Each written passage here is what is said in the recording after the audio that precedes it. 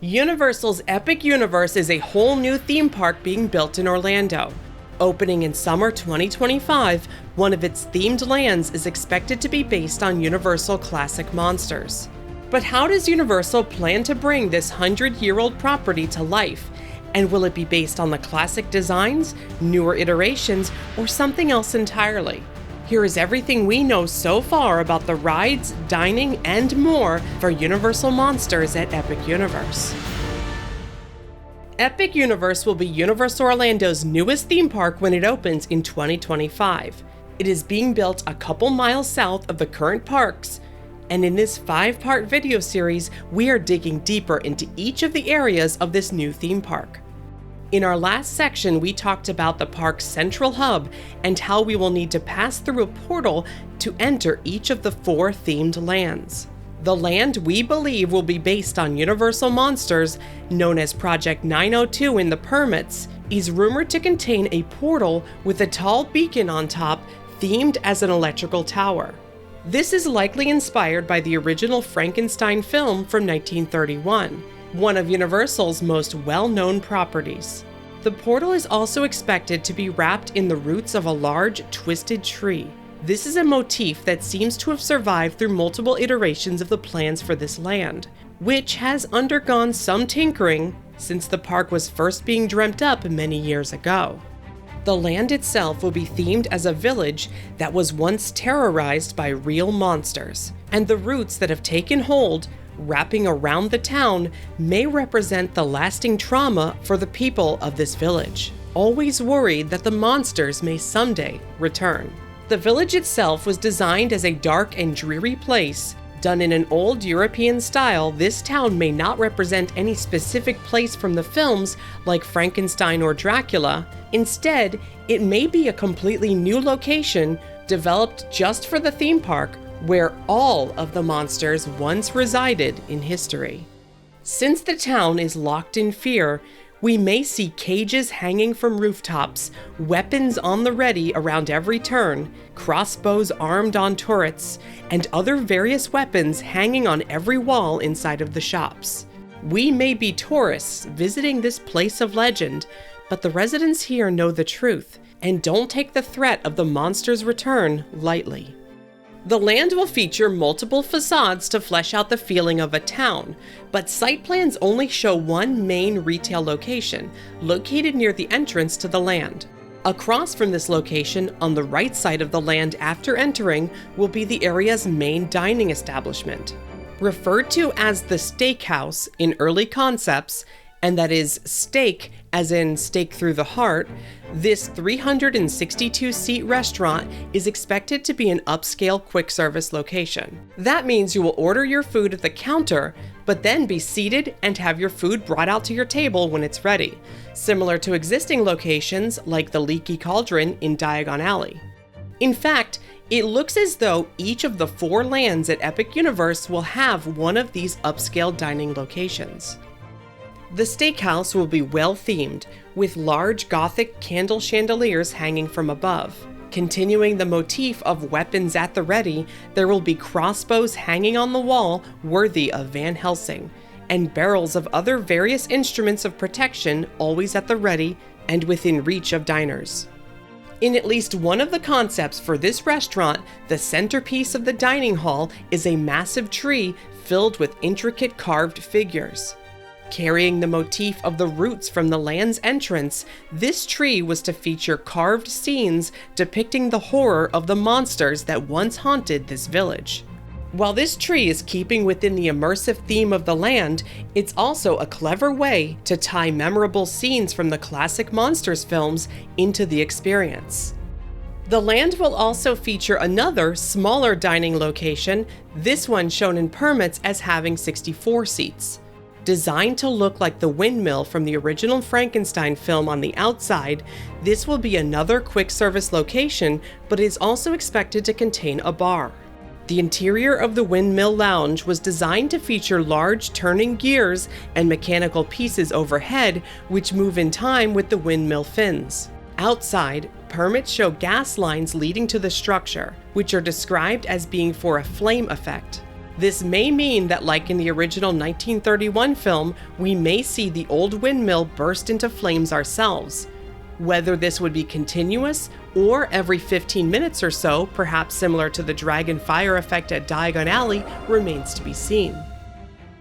One rumor from early in this land's development is that you would be able to meet all of the Universal monsters within the back section of the village.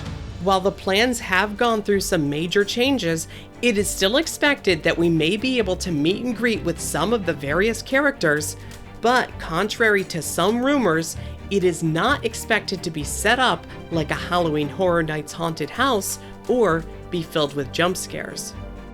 Regardless of whether or not the land will feature character greetings, there is one place where you will be guaranteed a chance to see all of the monsters together in one place, and that will be the land's main attraction.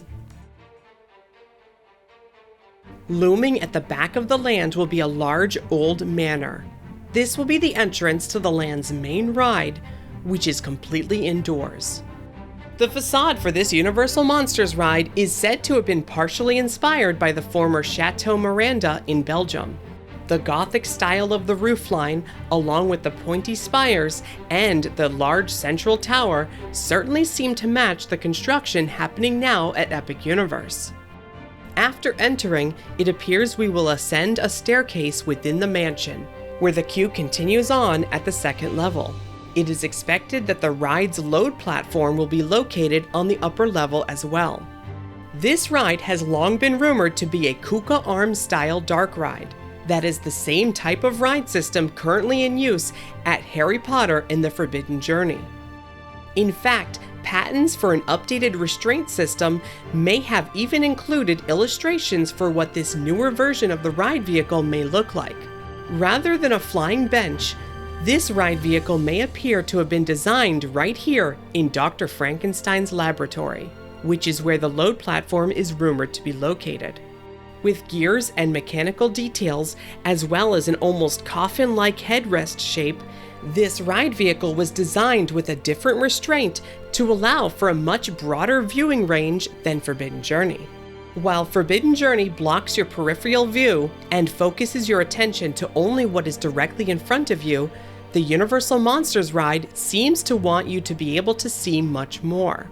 This may be because this new attraction will not contain the isolated screen moments that Forbidden Journey has, instead focusing on a more classic-style dark ride approach. Other patents describe a round load platform, which is another departure from the Forbidden Journey setup. Here, we walk onto a continually rotating round platform to load onto the ride vehicles. The Kuka arms and bases for the ride vehicles will be hidden beneath the floor, with patented covers placed between the vehicles to hide our view of them below. One advantage to this round platform is that if a rider is taking a longer than usual time to board or disembark from the vehicle, that particular vehicle can be sent around the round platform again to allow them more time. On Forbidden Journey, the entire ride would need to be stopped. This round platform design should then hopefully cut down on emergency ride stops for this reason. This is a possible ride layout for the main attraction. It was assembled using several site plans and patents, as well as aerial photos to help illustrate how the ride may be set up. You can see the round load and unload platform in the center, and the darker colored track to the right is for stationary loading, which will still be included for ADA accommodation. One thing that is apparent on this possible layout is the absence of any large screen carousel moments, of which Forbidden Journey has 3. The layout for the Universal Monsters ride is instead laid out more like the physical scenes on Forbidden Journey and not the extended simulator sequences. Now, that is not to say that this attraction will not feature screen-based elements, only that it will not utilize the long, entirely screen-based portions that we've seen on the Harry Potter ride. While story details for this attraction are still not known, it's possible that someone may have restarted Dr. Frankenstein's research and somehow has unleashed all of the monsters. So far, we believe this ride will contain appearances by updated and more modern versions of Frankenstein's monster, the Mummy, Wolfman, Hunchback, Creature from the Black Lagoon, and possibly Dracula. Despite being a massive attraction, which is no doubt one of the park's main e-ticket rides, this land will open with more than one ride. A second attraction is being constructed to be ready for opening day as well, an outdoor roller coaster. Track for this roller coaster attraction is just now starting to be installed as this video is being made, but it was rumored for a while that this attraction would be built as the land's second ride. Originally designed as an indoor theater, according to early site plans filed with the county, plans officially changed earlier in 2022. The theater and its roller coaster replacement were both rumored to have been themed after the Wolfman. Expected to be a family spinning roller coaster for mock rides, this ride is not expected to go upside down and may be almost entirely outdoors. Plans for the land had to be changed to accommodate for the larger footprint of the new attraction, which takes up much more space than the original theater. But surprisingly, the only structure that had to be moved was what permits call a drink stand. The additional section of land that the coaster has taken over was originally being designed as a small Central Park area. Permitted site plans do not contain many details for this attraction, other than the load area building and a section of the roller coaster called Scene 2 near the middle of the land. This is a project we'll be keeping a close eye on, as the layout will become clearer once the supports and track is installed on the array of coaster footers that are already in place. According to official site plans, additional space has been allocated for a third attraction within this land. At 3.34 acres and located at the very back of the land, this area is listed as Expansion Phase 2 in the plans. In fact, this is the only land in the entire park with a Phase 2 explicitly mentioned. Long rumored to be set aside for a boat ride based on the Creature from the Black Lagoon, some believe this attraction was put on hold while they continued to work on perfecting the ride technology behind it. It is rumored that this future attraction would be an indoor ride, and may even be Universal's take on something like Pirates of the Caribbean Battle for the Sunken Treasure at Shanghai Disneyland. There has not been any news on this rumored concept in quite a while, and so far no permits have been filed for this section of the land, so we'll just have to wait and see. While based on a classic horror movie franchise, the Universal Monsters Land is not expected to be like a year-round Halloween Horror Nights.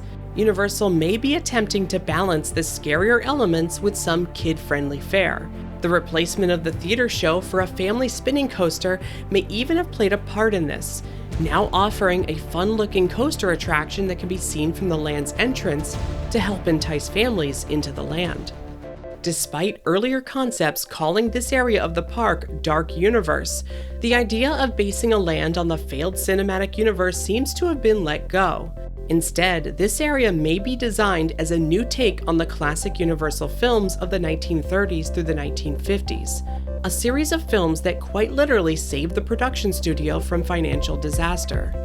This immersive land may be Universal's love letter to these important characters, and Epic Universe will soon be the only place in the world where you can walk into their world, a world where monsters are real.